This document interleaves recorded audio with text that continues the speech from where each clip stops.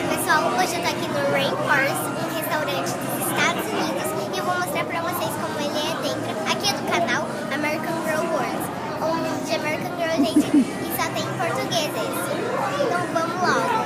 Tá muito legal. Vou começar mostrando pra vocês.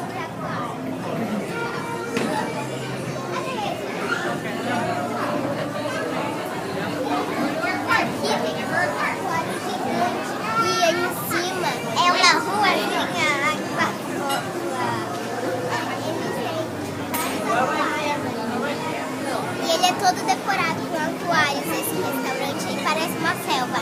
Em cima aqui, eles fizeram um céu, tem estrelas e parece céu de verdade, gente. E do jeito que ele é enfeitado, parece um céu de verdade, tem várias coisas. Tem até robô, gente, que eu já vou mostrar pra vocês.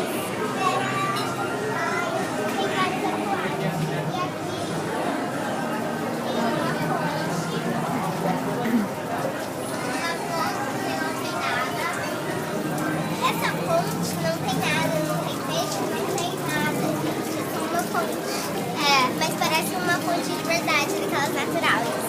Agora eu vou mostrar pra vocês alguns dos robôs. Ou melhor, todos os robôs. Só não vai dar pra mostrar o gorila, porque o gorila, ele é preto. E aqui tá muito escuro, gente.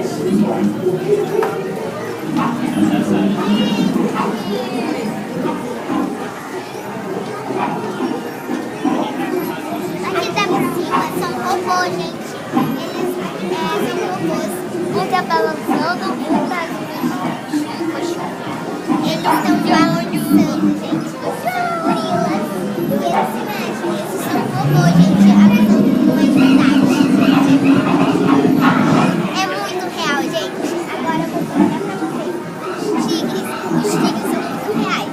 Daí eles já tem um banheiro.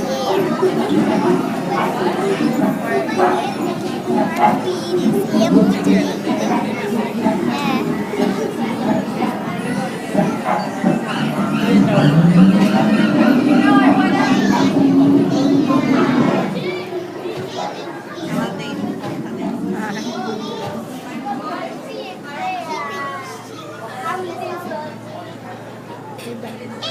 Pode tocar neles.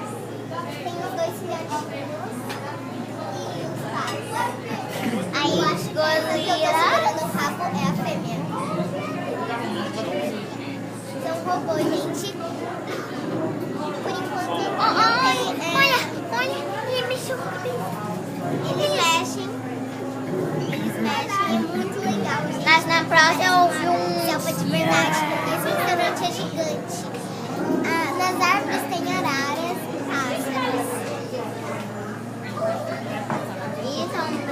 Então, galerinha, se vocês gostaram do vídeo, já deixa o seu like, se